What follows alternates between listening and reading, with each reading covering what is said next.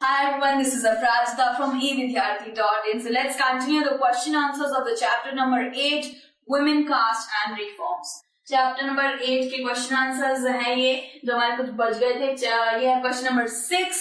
ठीक है. So British period के दौरान लो कास्ट जितने भी थे उन लोगों को कौन कौन सी अपॉर्चुनिटीज मिली थी और कौन कौन से काम मिले थे. अपर कास्ट जितने भी अपर कास्ट लोग थे उनको लो बोला करते थे.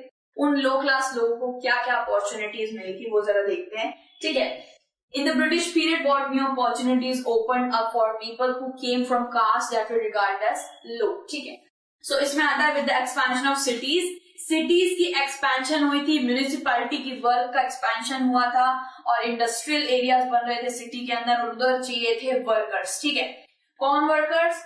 जो खुदाई कर सकते हैं, ड्रेनेज, सीवेज एंड रिक्शा चला सकते हैं, रोड बना सकते हैं, कंस्ट्रक्शन में पार्ट ले सकते हैं. वो सारी चीजों का ये जो ड्यूटीज थी वो ये सारे लो क्लास, जो आप मतलब लो क्लास बार बार कहना तो नहीं चाहिए लेकिन इनको लो क्लास ही कहा जाता था. तो ये लोग ये सारे तरीके के काम करते थे. प्लांटेशन में भी काम करते थे, असम में, मॉरिशस में, ट्रिनिदाद में करते थे और भी कई जगह काम करते थे. ठीक है. सो ये कुछ काम थे जो गोल्डन अपॉर्चुनिटीज थे लो क्लास लोगों के लिए शहरों में. ठीक है. What people saw this as an opportunity to get away from the exploitation of upper class. ठीक है. इसका ये मतलब हुआ कि जितना भी एक्सप्लॉइट करते थे ना, जितने भी अपर क्लास छोटे जो नीची जाति के लोगों को एक्सप्लॉइट करते थे, प्रताड़ित करते थे और काम नहीं देते थे, उनको दूर दूर रखने के लिए कहते थे खुद से. सो उन लोगों को अपना पेट चलाने के लिए कुछ तो करना पड़ता था. सो गोल्डन अपॉर्चुनिटी मिली बाहर शहरों में काम करने की इन लो क्लास लोगों को. ठीक है. सो इसी के साथ ये क्वेश्चन होता है. 7th क्वेश्चन है कि ज्योतिराव जो रिफॉर्मर थे, जो चेंज लेकर आए थे ज्योतिराव, उन्होंने क्या कास्ट इनइक्वालिटी, सोसाइटी के अंदर जो कास्ट इनइक्वालिटी हो रही थी उसके अंदर उन्होंने कैसे करके अपना समर्पण दिया. ठीक है. सो उन्होंने आर्यंस के बारे में बताया. आर्यंस फॉरेनर्स होते हैं, जैसे मैंने बताया था, इंडिया के नहीं होते हैं. Aryans established their dominance and began looking at the defeat population as low caste people. इसका क्या मतलब हुआ? इसका ये मतलब हुआ कि जितने भी आर्यन थे वो ये समझते थे कि ये जितने भी इंडिया के लोग हैं वो नीची जात है, वो लो क्लास है. ठीक है. एंड ज्योतिराव ने ये बताया है कि हमारी लैंड पे खड़े होके, हमारी धरती पे खड़े होके हमें लो क्लास बोल रहे हो. ठीक है. तो यही बात वो बताना चाहते थे कि सबसे पहला हक यहाँ पे भारत के जो जितने भी लोग हैं उनका सबसे पहला हक है. ठीक है. यहाँ पे एंड उसके बाद आता है हमारा second point. Phule argued the land belong to the natives who were considered as low caste people. Phule Jyotirao Phule ने यही बोला कि जितने भी ट्राइबल लोग हैं, आदिवासी, फॉरेस्ट में रहने वाले या फिर लैंड पे रहने वाले जितने भी भारत के लोग हैं, सबसे पहला हक इस धरती पर उन्हीं का हक है. ठीक है. सो कास्ट इनइक्वालिटी में ज्योतिराव फूले का ऐसे हाथ था. फिर आता है हमारा 8th question. Why did Phule dedicated his book Gulamgiri to the American movement to free slaves. जो ज्योतिराव फूले थे, ठीक है, जो रिफॉर्मर थे, उन्होंने एक बुक भी लिखी थी जिसका नाम था गुलामगिरी, जिसको स्लेवरी भी कहा जाता है. तो अमेरिकन मूवमेंट से क्यों उसे जोड़ा गया था? अब जरा मैं आपको बता दूं, अमेरिका में भी अफ्रीकन लोगों को स्लेव बना के, बंदी बना के काम कराया जाता था और इंडिया में भी जो नीची जाति होती थी, जो लो क्लास होते थे, उनको स्लेव की तरह, गुलाम की तरह रखा जाता था, काम कराया जाता था. तो गुलामगिरी जो ये बुक है वो अमेरिका और इंडिया को जोड़ रही थी, कंपेयर कर रही थी. ठीक है. फिर आता है Jyotirao Phule wrote a book in 1873 and dedicated it to American fought to free slavery. He named the book Gulamgiri, meaning slavery. जैसे मैंने बताया 1873 में जो ज्योतिराव फुले थे उन्होंने 1873 के टाइम पे गुलामगिरी लिखी थी जिसका मतलब था स्लेवरी. और बहुत से फ्रेंच लोगों ने उधर के गुलामों को बंदिश से मुक्त करने के लिए बहुत ज्यादा लड़ाई करी थी और इंडिया में भी सेम ऐसा ही हुआ था. इसलिए उन्होंने एक बुक लिखी गुलामगिरी और इन दोनों को कंपेयर किया. ठीक है. And next point was that she did this to create a bond between India and America black slaves, ठीक है। सो अमेरिका और इंडिया में भी स्लेवरी चलती थी और इनको कंपेयर करने के लिए उन्होंने इसको डेडिकेट किया अमेरिका को, ठीक है। सो 8 होता है हमारा।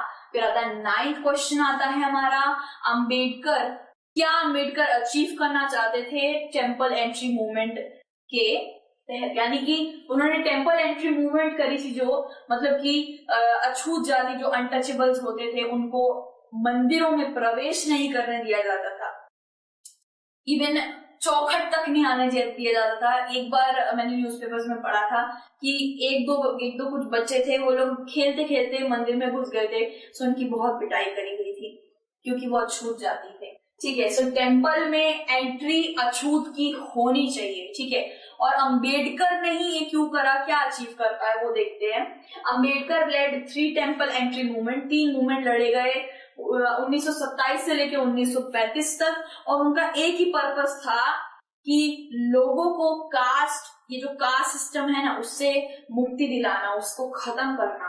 Soul purpose behind this movement was to make people see the power of caste prejudice within society. जब एक मूवमेंट होता है तो लोगों को पूरे देश भर में लोग इसे जानते हैं कि वो मूवमेंट है क्या, ठीक है। इसलिए मूवमेंट्स लड़े गए थे। और इवन अम्बेडकर भी एक मेहर फैमिली से थे, बचपन में उन्होंने बहुत ज्यादा प्रेजुडिस यानी कास्ट के ऊपर डिस्क्रिमिनेशन झेला है, इसलिए इस बड़े होके ये जो पर्टिकुलर जो एक टॉपिक है अनटचेबिलिटीज को वो पूरी तरीके से खत्म कर देना चाहते थे, ठीक है। सो इन्होंने क्या अचीव करा, मूवमेंट लड़े एंड एंट्री यानी कि जो वर्जित होता था ना अनटचेबिलिटी का एंट्री में आना, मतलब मंदिरों में एंट्री करना जो वर्जित होता था उसको इन्होंने बंद करवा दिया, ठीक है।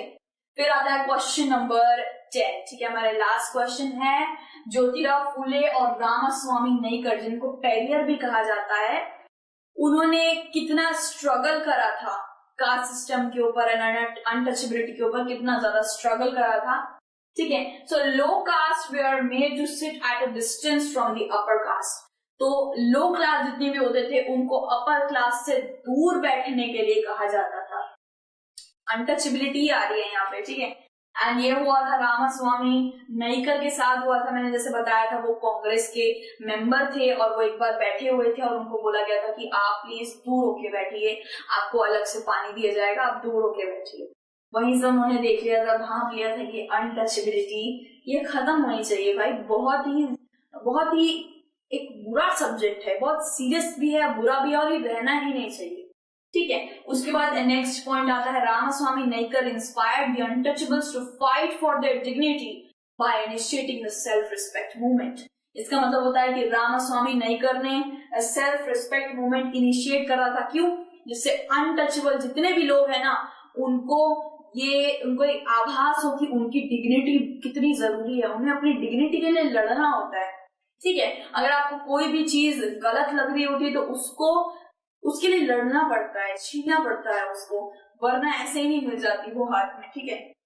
आजादी भी हमें छीनी पड़ी थी, वो हमें ऐसे थाली में परोस के मिली नहीं थी, ठीक है। इसी के साथ हमारे सारे के सारे क्वेश्चंस पूरे होते हैं, टॉपिक भी हम पहले कंप्लीट कर चुके हैं, ठीक है। स्टडी रिलेटेड हेल्प अगर आपको किसी भी तरीके की चाहिए, आप evidyarthi.in पे जरूर जाइए, it's totally a free website और वहां पे आपको MCQ, sample paper, question papers, even books भी वहां पे आपको मिल जाएंगी।